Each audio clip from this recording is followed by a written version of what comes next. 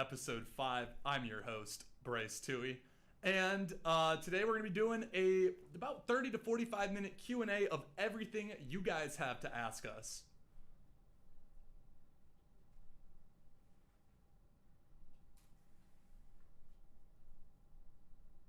Are we good?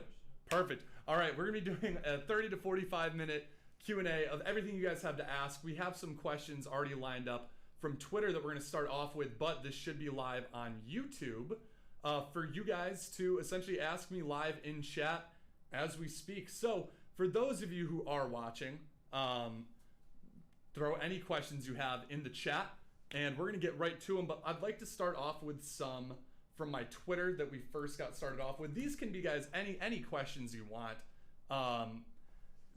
Really anything. Ideally, probably not dating advice. I'm not all too good in that realm. Although if you guys are asking where Matt Monaco, my guest who was supposed to be on here that I didn't even announce he was going to be my guest. Actually, I'd love for you guys to do that in the chat. Leave some comments. I've been waiting for Matt Monaco to show up for an hour and 22 minutes now. That hasn't happened. That has not happened. And so I'm just doing this alone, and that's why I think this will be a fun Q&A to do anyways. It'll be a great time. But anyways, like I said, leave that down in the comments or live chat below, depending on when you're watching this, if you're watching us live. And also let me know if you guys like the live style. I wouldn't mind. I found a way I can add different guests, so maybe we can add any of you guys to the call, do some Q&As, maybe every 5 episodes, 5, 10, 15, and whatnot. And we can get some live Q&A going on with you in front of the camera. We'll probably have to, choose some people ahead of time because there are some crazy people out there who might just come on and do some crazy stuff. And I'd like to reduce that risk, even though I'm a little bit crazy. By the way, today's cocktail that you guys voted for Cocktail Friday is the Mojito. This is canned and ready to go. I'm going to get out some of this water. Again, I've been waiting for over an hour now. This ice is starting to melt. And I'm going to take off these glasses now because I can't see anything, but I'll leave them up here as a prop. So we got some questions coming in live on the YouTube. Some great questions. And like I said, though, we got some from Twitter that I think will be a great start, but not until we sip this bad boy. Ooh, the perfect pour. The perfect pour. All right. Well, let's get started with the Twitter ones. Just got to go down to my Twitter. Here we go. All right. So, I think this is probably a great, an easy first question to get started off with. One that is going to vary. This is, again, my personal take on it. And, I'm going to let it be known too. So far in the talk show, we've been talking about things outside of the small cap market, not just small cap stuff. This is probably going to be very general trading related questions, and hopefully you guys are okay with that. I'd like to think you are if you're following StocksToTrade. So anyways, great first question to start off with. What is the minimum and maximum float we should look for next to how much volume there should be? So basically my interpretation of that question is float size, minimum, maximum, and again, how much volume relative to that float should the stock be trading to consider it a trade. Now, this is going to vary, and for me, it varies a lot, even by market condition. Not necessarily the float size. I really personally like the stocks that are roughly 5 to 25 million float. Those I consider low float stocks. And not to say that a 30 million, 40 million, those aren't necessarily high float stocks. They're just a little bit too high, especially in markets, right, where we aren't getting as much volume as we were now. We were blessed in 2020 and 2021 where we were getting small caps trading over 1 billion shares a day. I believe GNUS was one of them, if I remember that right. Or Sundial was definitely one. And we don't have that kind of volume anymore. So it's, float rotation is a very important factor in terms of a stock's ability to move. Now, I'm sure you guys have probably seen a lot of small cap gappers, though, that in the same breath, they might have a 20 million float size and they're trading 100, 150 million shares a day, yet not moving a whole lot. And that's where this answer can get kind of spotty, right? Where I personally like stocks that are not overcrowded in the pre-market trading session. And what I mean by that is that, let's say a stock is, again, we're going to use 10 million float for share float for very basic example here. And in pre-market, it's already traded 10 to 20 million shares, yet it's stuck in this range. To me, that indicates very likely that it's going to be stuck in a range throughout the rest of the day as well. With that low float size trading that much volume in pre-market, it should have already rotating its float, should still be extremely volatile. But what we've been seeing a lot lately are these big gap ups almost on air, right? 4 or 5 in the morning that will run a few 100%, come back down and be up, 50, 60% on the day, stuck in a range pre-market. And then after market opens, while it is still trading a lot of volume, it's not very clean. It doesn't feel organic. It feels very trappy. And again, this is personal things I personally look for. But when I'm trading a stock that maybe wasn't a massive gapper, that answer is going to be different. I don't care as much about volume traded previously in respect to, I don't need it to have rotated float 1 or 2 times or 3 times. As long as it's had sustained volume, it's over or very close to VWAP, still green on the day and has a nice daily chart, I don't really care how much volume has been traded, as long as it's been enough. There's Matt Monaco. I appreciate you doing this alone. Again, Matt Monaco. Now, not only are you late, you're interrupting the talk show. Oh my gosh. But you know what I mean. So again, if I'm looking at a stock that's 5, 10, 20 million shares, as long as it's traded a little bit of volume on the day, a couple million shares, maybe 2 to 3 million shares, green on the day, and we're going into power hour, I care less about float rotation then. I care more about float rotation relative to the float size right out of the gates during pre-market. I don't want it to be too crowded. And there's really no perfect mathematical answer for that, unfortunately. It's something that I've just seen enough times where when I see a stock, again, having rotated its float a couple times in pre-market, but it's stuck in a range, to me, that indicates that it's probably going to be really choppy and manipulated throughout the day. So hopefully that's a good answer to that question. I'm going to look at YouTube chat now, see if we have any other questions coming in. Okay, perfect. We do have a couple others here. Let's see. One of these questions here is, what is the best place to enter on a dip buy? I seem to get into high. Now, for those of you guys, let me adjust my foot quick. For those of you guys who know my style of trading, you know that I'm generally not a dip buyer. I like to buy consolidation breaks on strong stocks. For me, it's another factor of confirmation. That being said, something I've been looking at a lot are charts of stocks that were running really well during kind of the market madness that we had in 2020 and 2021. And while that lasted much longer than really any hot sector has ever lasted, what was very noticeable to me were almost all dips got soaked up because everything was running so much. And there were some amazing dip buying opportunities on stocks that were very strong on the day. So, and that still can be the case today. Now, the difference is the rate of success is going to drop during slower markets. And I wouldn't even say this is a slow market. It's just an average market, and maybe even a little above average. We still do have runners. We still do have gappers. The weed sector is coming back little by little.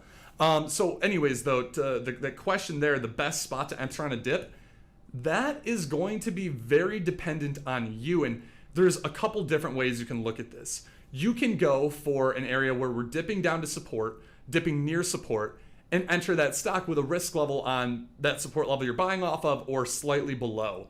Again, I am always of the mindset, I'm always thinking of the mindset that the more confirmation for me, the better. And when I can line that up with a low risk entry, that's what I want. But that's the beauty of a dip buy on a strong stock, is that it should, the strength of the stock should be confirmation in itself, right? So as long as you have a risk level that you're comfortable with, the dip buy price doesn't matter nearly as much as position sizing relative to that risk level. So let's, again, for an example, suppose we're buying a stock that's trading at $5 a share. The risk level you want to choose is $4.50 a share. You're going to be risking 50 cents. Well, if you bought at 5. Now, again, currently the stock's trading at 5. Let's say your dip buy is going to be at 4.80. So that would mean your risk is going to be 30 cents.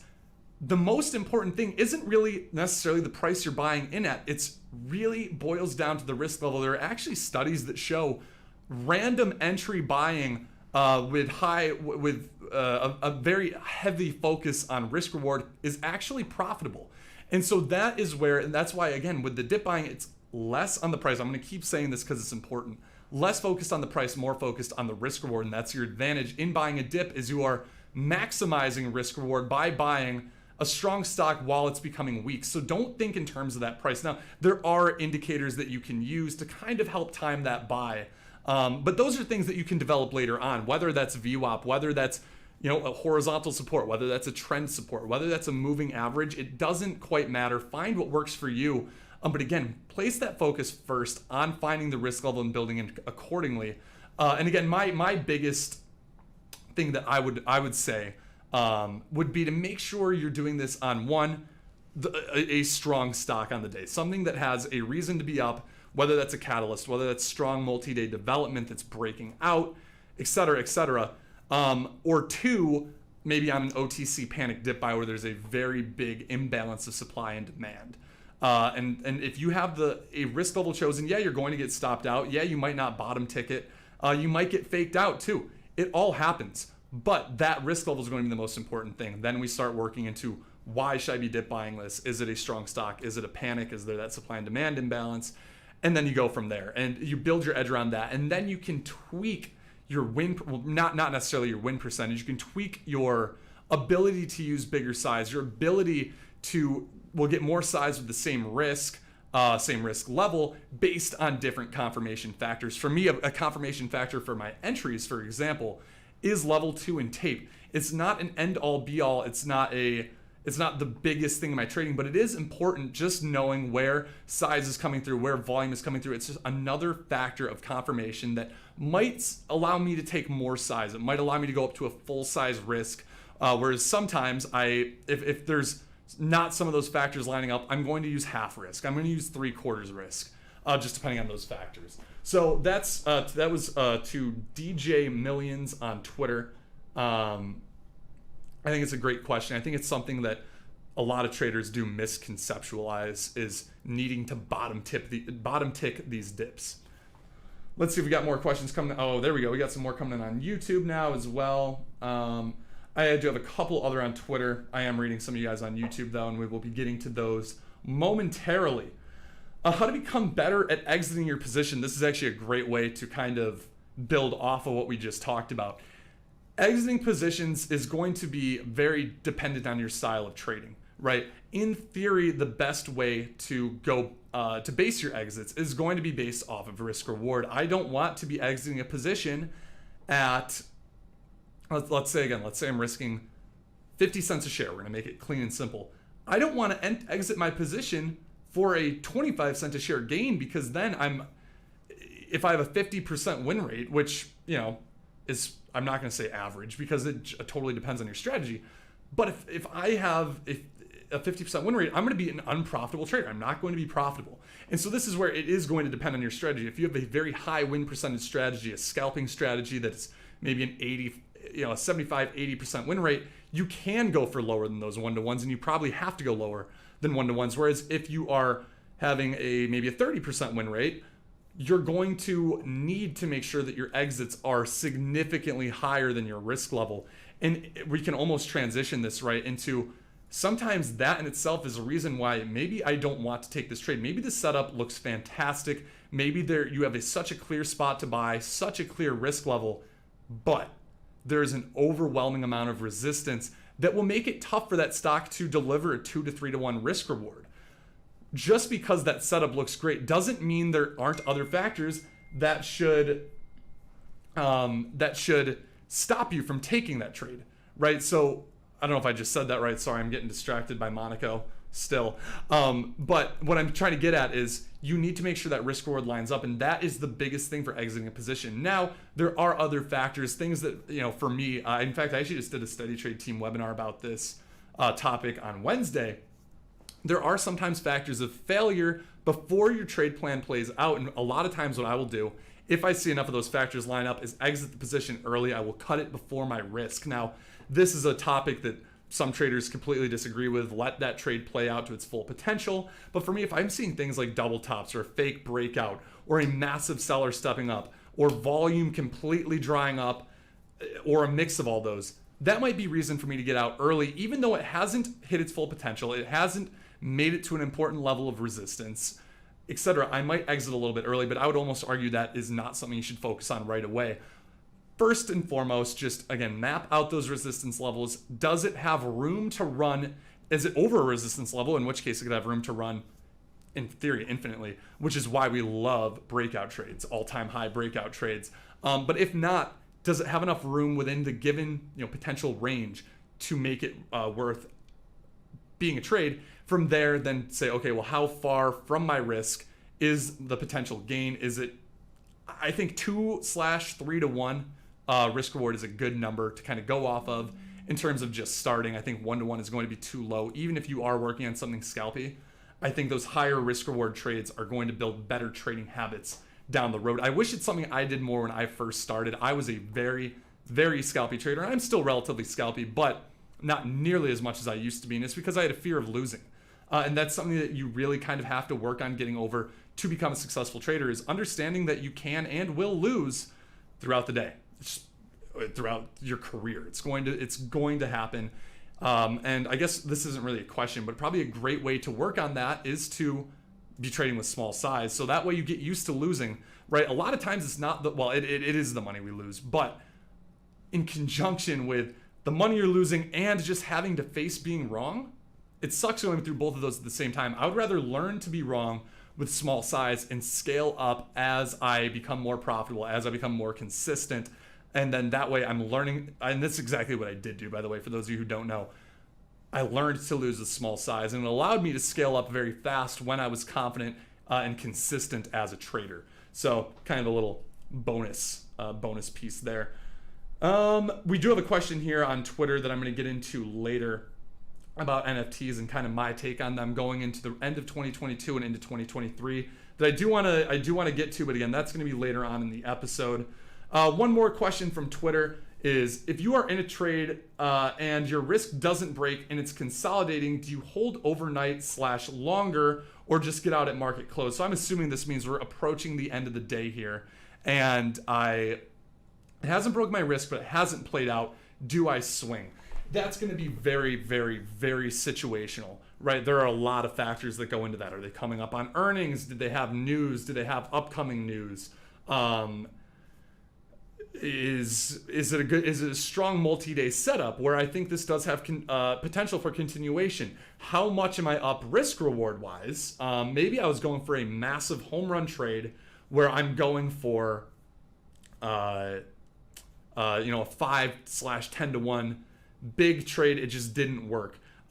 Maybe I continually move my risk up without adding to the position, so I essentially am risking a winning trade now either way. Am I comfortable dropping that risk back down to the original level? Now, that's not going to be the case if I added to the position and then adjusted risk level. That won't be the case then, but there are so many factors that go into that. And the answer is sometimes yes, sometimes no. And it's going to just be very situational depending on the stock, depending on the setup, depending on a bunch of different factors. All right, now let's get over into the YouTube questions here. I'm just starting to read these now. Okay, this is kind of a good question. There's kind of two questions by the same guy, and one it is, as a trader with a year's worth of experience, when can I start to expect to see? That isn't a question. Never mind. I thought it was when can I expect to start seeing success, but I can start seeing things before they happen. Yeah, in a sense though, that is right.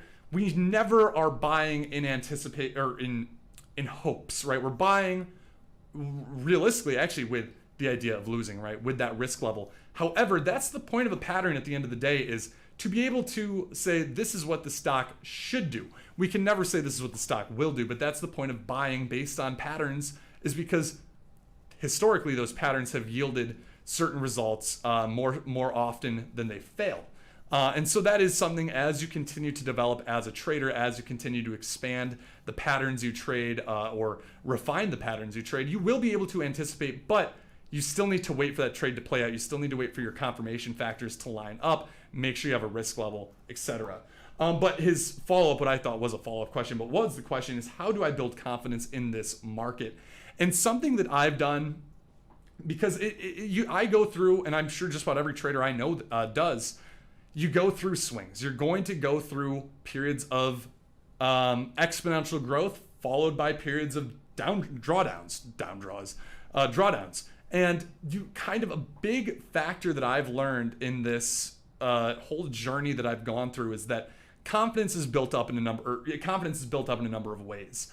Confidence is built through having a system, a very systematic way of trading. And even though I don't necessarily have hard data on percentages of what time of day this stock breaks this moving average or whatever, you get the point. I do have data based on the exact style of entry I take versus the risk levels I take and how often that works. And yeah, when the market's slower, understandably, a long bias setup doesn't work as well. So what I do to keep my confidence up is definitely trade less. I stop, when the market's hotter, I can be a little more of a gunslinger. Not necessarily just with size, but on different types of setups that are similar to what I trade, but not spot on. They're not my A pluses, yet they can yield some crazy results. So I dial it back to just the best trades. In fact, today I took one trade, FLGE, got a 5-to-1 risk reward trade on it. That was actually alerted live in Small Cap Rockets for those of you that saw it. I know a couple of you traded it. Good job. I know you guys traded it well. I'm trading less. I'm focusing only on the A plus setups. A lot easier said than done. That's something I've been trying to do for months, and I'm still not perfect at it, but I'm getting better. That's number one. Number two is I drastically draw back my size. I don't want to be going through a full size drawdown when I know for a fact the market isn't in my favor.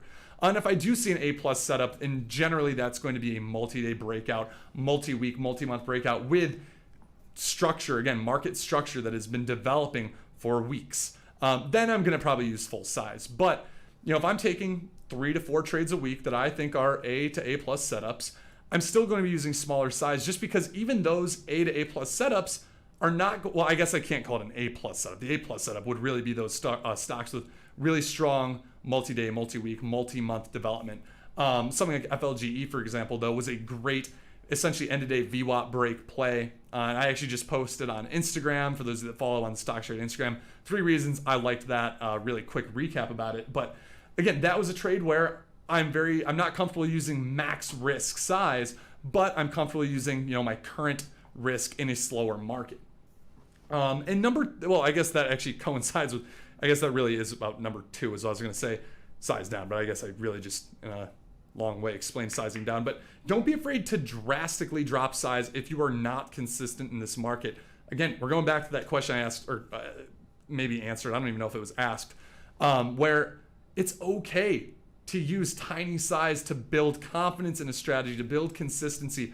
A lot of times you will notice that the majority of your trades are impulsive with too much size, or both, right? And it's very easy to go down a slippery slope where when you all of a sudden draw down that size drastically, you don't care as much about the money anymore. You care about taking the right setups. You care about using the right risk levels. You care about waiting for the right exits. That's going to build much better habits. And then again, if let's say you were trading with $100 risk and you drop it down to $10 or $20 risk, then you can a gradual exponential. I know that made a lot of sense. But you can build back to that $100 risk faster. It doesn't need to be an overnight switch. Don't go from trading a $10 to $20 risk and be like, okay, after a week I've got it. I'm back to using $100 a trade. You're going to fall back right into the same habits. Make it a month, make it a month and a half, right, where you're increasing maybe $10 or $20 a week and go from there. That's how I would build confidence in this market. Let's see. Someone asked, is a VWAP fail an instant exit? No. Not for me, but it does depend on your strategy. If that's something, the factor for you, for the way you trade, that you know that when it breaks under VWAP, it is less likely to work, or it's almost unlikely to work, maybe it is. But for me, it's not. And again, there are a lot of these questions I can tell already, I'm reading, are going to be very situational based depending on your strategy and your setup. And I can't answer how to take your trades for you. I can answer how I would take my trades. And for me, a VWAP break is not an instant exit at all. In fact, sometimes for me, that's a bullish sign if we instantly recover. Let's see. Yeah, okay. So you're going to notice too, a lot of my answers are going to be based around very, very similar topics, because right here we have I am always too fast to getting out on my winning trades. How do I hold longer? Listen, I can almost guarantee you that the reason you are cutting wins too fast is because you're using too much size. You should not by any means be scared when you're in a trade. You should not be scared to lose. And if you're scared to lose, you're using too much money.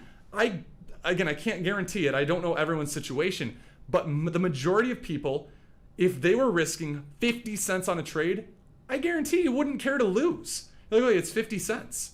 Now, you wouldn't care to win either, but that's not the point. You shouldn't care about winning. You shouldn't care about losing. You should care about following the trade plan, the way you did it, the way the pattern is playing out. And if you are trading with a 50-cent risk, who cares if you lose? Who cares if it hits your risk level? You lost 50 cents. Now, if you're trading and you're risking 20% of your account, yeah, you're going to be really scared to hold that to risk. And all of a sudden you're up, I don't know, you're up a few percent. Maybe you're risking $1,000, and all of a sudden you're up 150 bucks. You're like, okay, sweet, I'm taking it because I didn't take the loser. You can do that 10 times. Well, not 10, not 150. You did 100. You do that 10 times, and one loser will wipe out all your 10 gains. Very likely, if you are scared to hold for the full potential of the trade, you're using too much size. That's plain and simple what it is. So try sizing down, again, drastically. It's okay to go down to like $1 risk. In fact, when I decided I wanted to really refine my trading setups, when I really wanted to stick to one strategy, this was back really end of 2019, early 2020, when I was just fed up of losing for 2 years, right? It took me 2 years to get to that conclusion, by the way, that I was fed up with losing, being a losing trader. I realized I need to do two things. And one, I need to be a lot more specific with what I'm trading, right? I can't keep going from strategy to strategy to strategy. And the fact of the matter is that the different setups, the different strategies I was trading, they all are profitable strategies. But I went with the one that I felt most comfortable with. And number two, I needed to drop risk down so much that I didn't care to lose. I know we went over this in the beginning, but I want to kind of walk you through that journey because it was important to me. When I lost for a month straight, right? I believe it was either April or May of 2020 when I decided I'm going to actually do this. I had thought about doing it. I had tried to do it little bits at a time for a while. But when I really put those two and two together, I was trading with $2 risk, right? Every trade that I was going to lose on was going to be a $2 risk, and it felt really weird at first. It felt so pointless for like a week straight. I'm like, whatever. Like, cool, I made $6 today. Cool, I made $4 today. Cool, I made $8 today. And then I took a step back and I was like, wait a minute. I had my most consistent week of trading ever because I followed my plan. I didn't cut my winners early, and I was okay to lose. It was okay. And I noticed that while I was losing, a bit, I was also letting trades play out to their full potential because I didn't care about the gain. I was letting stocks run into resistance and selling into that. And the way you guys are like, well, how'd you take all these trades with? I was using a small account. I was using a cash account though, and with a $2 risk, it wasn't like I was taking 1,000 shares and risking 0.2 of a penny. Probably a better example is I wasn't taking 100 shares and risking 2 cents on the name. Actually, I guess I would if I was taking, a 50-cent stock and I was risking, 48 cents and I was letting it run to 55 to 60. You get the point though. This is a really, really, really important lesson that I think is important for every trader who is struggling to let stocks run to their full potential here. And from there, then you learn, you learn as you size up, you start caring a little bit more about the money again, you keep adjusting, you keep going back and forth, but try sizing down. If you are struggling, try it. Try sizing down so much that you can take 20 losses straight and not care about it.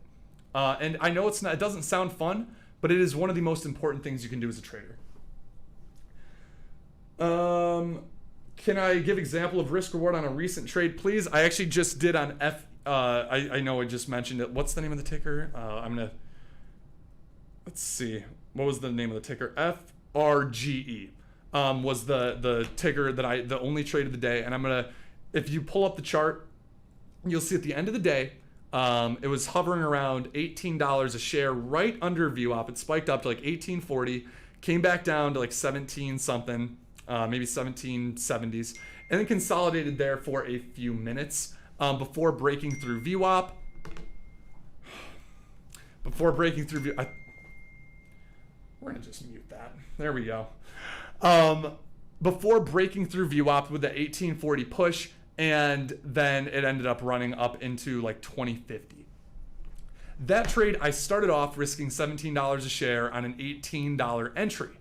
So I was risking $1 a share.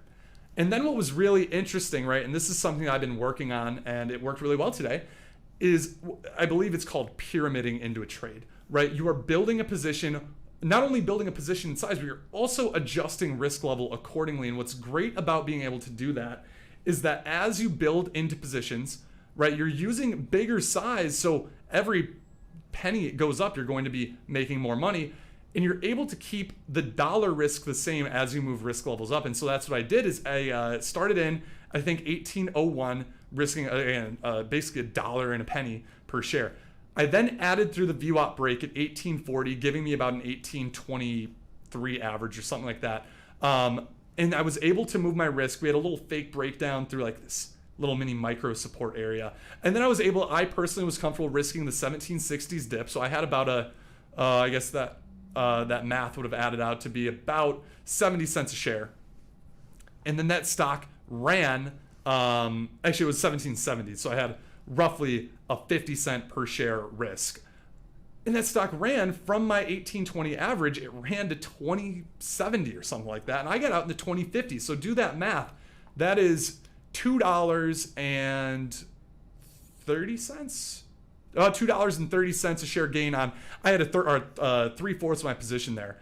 That was roughly a 4 to 5 to 1 risk reward trade, and that was fantastic. And again, that was how I built into it. Now, that's my most recent example of a really solid risk reward trade that I'm happy with. I was really focusing on that process, really focusing on the setup that I was comfortable with.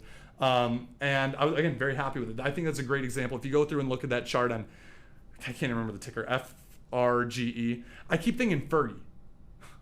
Like Fergalicious. That's a great one to go look at, and you'll see the spots I'm talking about. It was a good one. Man, we're getting a lot. I like these kinds of questions, even though they're going to sound redundant with the answers. Hey, Bryce, how do you manage your emotional intelligence in order to stay confident with your risk? Now, we've already talked so much about risk level, right? We've already talked about how important it is to use small size, and that's a big part of that kind of emotional stability during a trade. However, a really important thing that I have done to kind of build up my emotional intelligence is through journaling, right? You are going to see so many trades that you take. If you journal your trades at the end of the day, that you're like, what was I buying? Why was I buying this? If you've never journaled before, that is. And you're going to notice how many of your trades are impulsive. And this is something I like to talk a lot about, I guess less so frequently, or recently I should say, but I do have a lot of webinars on this in the Steady Trade team, a couple in small cap rockets. For those of you guys that are part of it, you can go through and look at the archives about literally step by step how I create my journal. In fact, we basically, right in the live chat on StocksToTrade the other day, or in the small cap rockets chat, we went through step by step how to build a journal, things that I look for that are important in my journaling process, because that's how I gather my data. Now, if you're more of a numbers person, you're going to want to focus on different, very, what's the word I'm looking for? Very notable, very obvious factors that will affect the probability of a trade working. For me, though, again, it's knowing how I trade a setup that's more important for me. And that's a great way to manage emotional intelligence in a trade, or more importantly, in a trade you're about to take, and you're going to say, okay, this is like very similar to the trade I took last week that I wrote down in my journal and I should not have taken because of these factors, right? And so that is one thing that for me will pay off dividends in a few months when I go through and really go back and say, wow, I messed up here. Why was I doing this? Why was I doing this? And that emotion, you'll remember not only how you felt, because journaling every day is going to force you to deal with your losses. It's going to not only force you to deal with them, but it's going to force you to accept them and force you to learn how to avoid them in the future, or try to avoid them in the future if they were stupid losses. And I think that's a great way to build up emotional intelligence, again, right before, while you take the trade, and then while you're in a trade. Because again, when you're journaling, I always like to put charts in my journal so I can keep seeing that same pattern over and over again. And if I keep seeing every time consistently, I'm selling way too early, I'm going to remember that in a trade. Even though I want to sell, even though I'm really tempted, I'm up a lot of money, right, relative to my risk, this trade still, based on all these other trades that I've taken, likely still has more room to run. And that can actually be another way in itself to hold longer, which was a question earlier. Let's see. Do you know about the blockchain? Do you think it's possible for NFT to join with mobile networks, with EI Mobile to be exact? Listen, I can't answer that right now. I do have a very generic understanding of the blockchain, but when we're getting into mobile stuff, I have no clue. I'm no tech wizard. That could have been a Matt Monaco question, but as a software engineer by trade, or by degree, I suppose. Unfortunately, I'm going to keep doing this. Matt Monaco decided to ditch me today. Leave me waiting for an hour and 22 minutes to respond. And even then, he just completely ditched me. So if Matt Monaco is here, yeah, maybe we could talk about that, but unfortunately we can't. So let's all blame Matt Monaco together in the chat. Let's see. Oh, this is an interesting question, and this is probably something that's very relevant to a lot of you folks who are trading right now, right? I just want to get a time check quick. Okay, we got a few minutes left here. We'll go through a few more questions before we start to wrap it up. And I do want to talk again about NFTs, so I want to make sure to leave some time for that.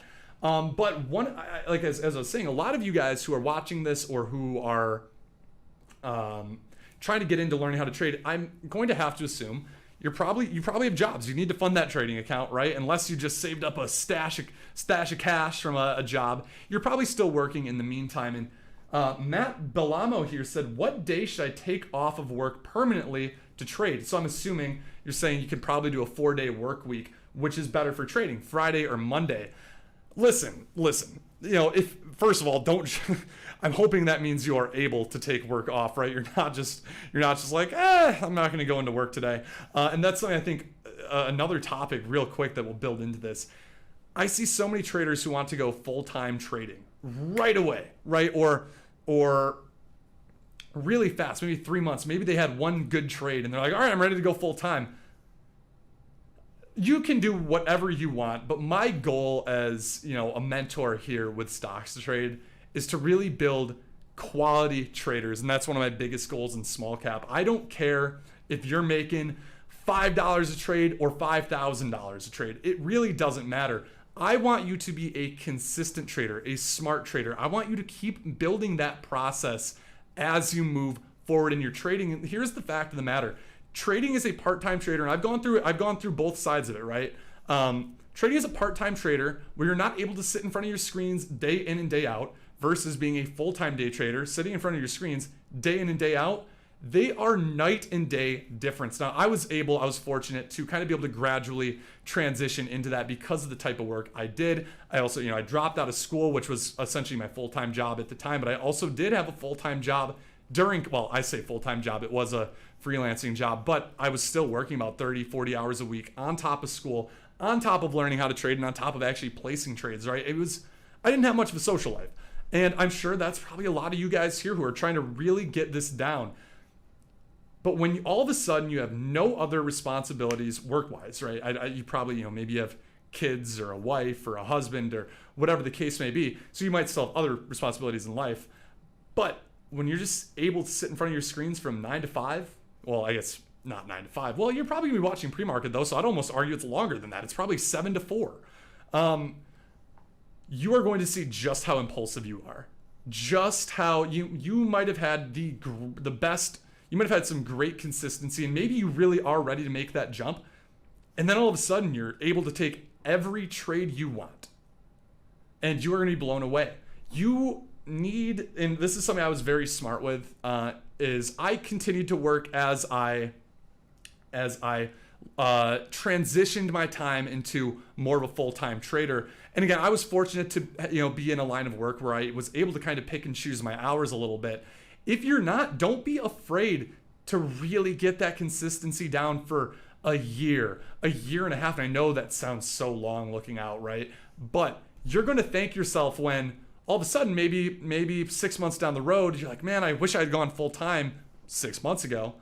And then all of a sudden you go through a drawdown that you still need to have cash coming in. You need to live. And that's almost going back to the emotional intelligence part. You don't want to be in a spot where you are reliant on a trade to make rent, right? To pay rent or to pay for your food. And this is such a weird concept to try to even explain, but detaching yourself from the money in trading is what will eventually lead to ability for exponential growth and to really master your emotions. But it's something that's very hard to do. It sounds so weird. I remember, I'm going to take a sip of my mojito real quick. I just realized I didn't drink any of it. My mouth's getting dry. Oh my God, that's so good. Holy smokes. Ooh, that's really good. Mine's a little watered down. That's really good. Good cocktail Friday choice, guys. Thank you guys for that vote.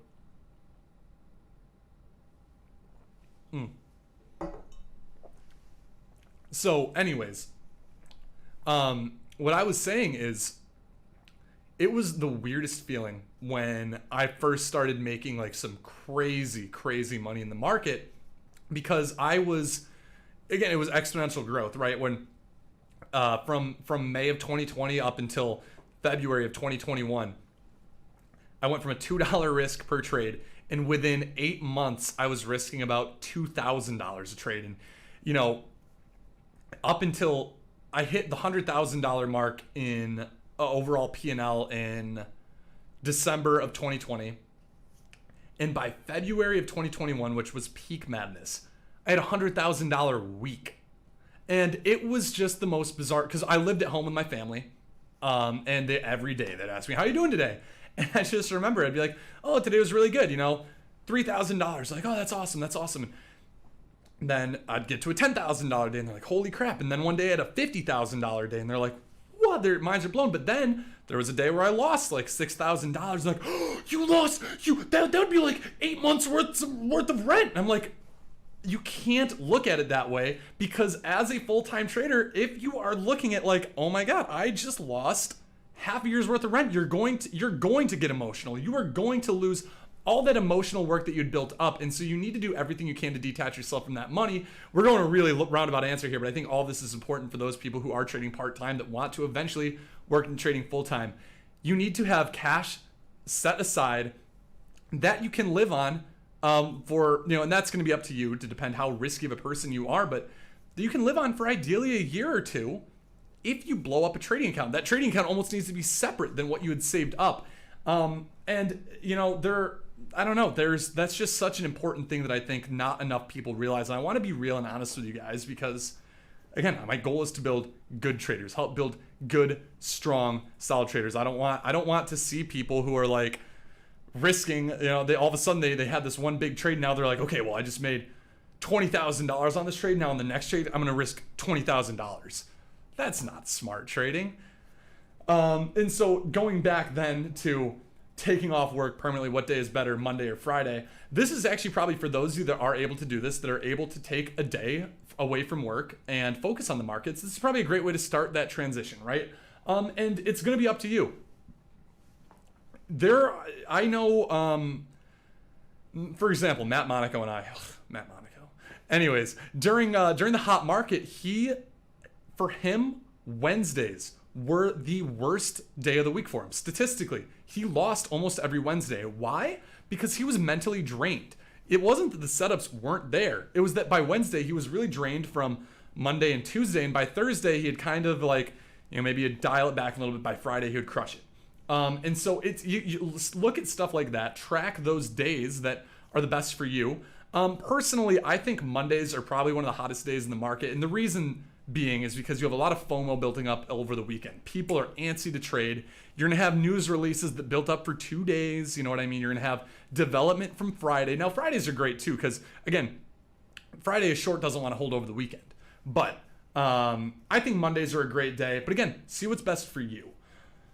Alrighty, guys, I'm not gonna lie. I have spent, I've gone quite in depth over some of these questions. I think they're all extremely important questions to kind of help build up your trading. If you're watching this right now, can you hit that like button for me? Give me a thumbs up, and we're gonna get into the last bit here because I know a lot of people just all over. NFT has been getting talked about a lot again, and a big part of that is crypto is rallying, right? Crypto is really rallying, which generally actually can have an inverse effect on NFTs where, right, the price of Ethereum is higher, so you're gonna be able to use less Ethereum. The price in Ethereum is going to drop just accordingly with that price fluctuation, US dollars to Ethereum, but it doesn't necessarily mean that dollar volume is lower. It would mean like Ethereum volume is lower, so, or whatever currency exchange, whatever it's called, is being traded on. So, but I know that with this whole crypto rally kind of starting to happen, we are getting a lot more talks about NFTs, and I think this is a really great general question on Twitter that I'm going to loop back to so we can keep it general. Your take on NFTs, Bryce, in 2022 and 2023. And first of all, I think I want to kind of preface this question. We got some people liking that video. Thank you guys. I want to preface this with, I'm sure there are a lot of you guys that are watching that might not have a complete understanding of what NFTs are. And I'm not going to sit here for 30 minutes and tell you what a non-fungible token is and why this technology is so much better than the current financial system we have set in place. But I do think it's important to kind of just have a very general understanding of the NFT market, what it can lead to, and just my opinion. No one's going to be right. No one's going to be 100% right on this. It's a new evolving technology that very well has the potential, the technology, to affect our financial system going forward for forever. And that's, more or less, it was very similar when money has been digital for so long, guys. Like, right? How many of you guys, whenever you go to purchase things, I know there are going to be some of you who only use cash. You don't use a debit card. You don't use a credit card. It's just numbers coming out of your bank account. So this transition into cryptocurrency, into different types of assets, is just a very progressive way of dealing with the financial system. And I think NFTs are a very, very great way to almost track validity of an online asset, because that's been one of the hardest things to do, right? And this is an example from a Gary Vee podcast episode I heard. I think it was Gary Vee, maybe it was someone else that talked about this though, right? I'm wearing a Versace robe right now. There is no way that you can look at me right now and say, yeah, that's real, yeah, that's fake. You have no idea. I could have no idea. Well, I mean, I bought it from Versace, so I'm hoping they didn't sell me a fake robe. Although, would a fake robe sold from Versace be a real Versace robe? Now that is a Socratui question if I've ever heard one. Alex is laughing back here. Yeah. So anyways, though, you cannot just look at this and say, yeah, that's real. Yeah, that's fake. With an NFT, you can use the blockchain to determine where that came from, where it was made, when it was made, who owned it, the different wallets that have owned it, the different, where it's gone. It is a super easy, foolproof way to make sure a digital asset is real. And it's something that we haven't been able to do, especially in the physical sense, but more or less the digital sense, right? It's been even harder to track. That's why we have so much, I hate to use this word, this sequence, but fake news and misinformation is because it is really hard to track sources when I can just go onto the internet, write any article I want with zero proof of any of that being real. And I know this isn't necessarily like an actual asset, but you get the point. There's no way for me to, or it's very difficult to go through and prove, okay, this information is real, because you're going to see statistics backing up both sides. We talked about this with Bohen, I think, is where we're in almost an information overload with the internet. And so it's very hard to track that stuff. The blockchain allows that to be tracked much easier, much more efficiently, and much more accurately. And the NFT is kind of the byproduct of that. That is that actual digital asset that, in theory has value. And then we're getting into why do they have value. And this is definitely where I'm not stealing from Gary Vee, but taking his ideas and kind of giving my thoughts on it, because I think he's 100% right. And that's where a lot of times NFTs that, are a picture of a, random giraffe or something, people are like, oh, it's a pump and dump. Yeah, it probably is a pump and dump. You know what I mean? But there are NFTs that are a lot more now coming out with some sort of actual value to the holder of that asset, just like any asset holder of anything in the world wants, right? You probably have to imagine, you buy a computer. You want it to work, right? Is it an asset? It depends on how you use it, I suppose. But any asset you buy, you want it to have value. And right now, since we're not completely living in a digital world yet, and who knows, maybe we get there at some point where we actually are in the metaverse, but different story for a different time. You want that NFT to have value. And so a lot of NFT creators are now creating real world value for those NFT holders, giving an actual incentive to hold the NFT. And I think that is probably one of the best ways to continue to promote this ever-changing technology, is to give real world or real life benefits to owning it. Because the flipping of NFTs, yeah, you can make money on it just like you can trading stocks, right? But when it comes to actually seeing long-term value, I think that is where in the next year or two, we're going to see a lot more NFT projects that are still relatively, easy to be created, but they're going to have real world value for those holders. And I think that's where you're going to see ones shine, are the ones that I can buy and say, all right, if I buy this, I'm going to be able to do X in real life. I'm going to be able to do Y in real life, versus I own a picture of a giraffe. You know what I mean? Like, I don't care about that as much because I'm probably just trying to flip it for a profit. I think those are essentially going to turn into the pump and dumps, right? The small, not the small caps, the penny stocks of the NFT marketplace. And so that's kind of my, I know I didn't really give you a definitive answer, but I think as these next year or two progress, I'm sure we're going to see the bad ones starting to get weeded out, and the useful, practical ones start to take place, and probably set a more established marketplace as a whole, right? Just how like crypto is no longer, like Bitcoin currently is, yeah, it's definitely extremely volatile for an asset class, but it's not going from $2,000 up to $17,000, back down to $5,000, up to $20,000, back to 15, up to 60, right? We are starting to slowly stabilize, and not to say it couldn't go on another run, is it becomes more value, more practical. You get the point there. I think we're gonna see something very similar with NFTs, where they just simply become more, the good ones becoming less volatile and more meaningful, more impactful because of that blockchain technology. So that's kind of my outlook on the NFT space as a whole over the next few years. And guys, this is a great time for me to talk about real quick. I know I've talked about it on this week's Small Cap Recap. I am super stoked about Tim Sykes' NFT project collection coming out. I believe it's next week. Monday, is it? Monday? Wednesday? Wednesday of next week. And so there's going to be a link in chat. You can click to get a lot more information on that. Like I said in Small Cap Recap, I don't want to spill all the beans. I kind of want you guys to see for yourself. But this is a really cool project, and I think it's gonna be a really, really fun. And again, it's not like some crap pump and dump NFT picture of a giraffe. You know what I mean? I'm really excited for what the Sykes group is bringing with this NFT. So there it is. Don't miss out on the NFT. That comment there by StocksToTrade in the YouTube chat. Click that link if you want more information. They can sign up with an email, right? Yep. Sign up with their email. You're gonna get all that information sent right to you. All right, guys, that is going to be all I have, because I think we're pushing about almost an hour now with this call. Not quite, or call. Yep, we're all on a conference call together, guys. Although I think we're about 45 minutes into this, which is kind of that perfect timing of where I wanted to be finishing up by, wrapping up this Tuohey Talk Show episode 5. Let me know in the comments, in the chat, whatever it might be, if you guys kind of like this Q&A style where we go in depth onto some trading talk. And if you do, I'd love to do this like every 5 episodes, choose some people to come join me on the Tuohey Talk Show. I think that'd be a lot of fun. In fact, I'm pretty confident we're going to do that for Tuohey Talk Show episode 10, just because I really want to do it. It sounds more fun the more I think about it. And we'll figure out a way to get some guests on here. Thank you guys all for watching. Again, please hit that thumbs up button. I'm assuming if you're watching this, you probably are subscribed, but this was really fun. Hopefully you got your questions answered. If not, you can reach out to me on Twitter. We can try to get them covered in Tuohey Talk Show episode 10.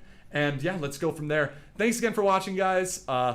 Love the support of you guys. You guys are all great, and have a great, oh, it's Friday. Have a great West. Have a great weekend. Have a great Friday, great rest of your Friday. Hopefully you enjoyed a cocktail with me on this week's Cocktail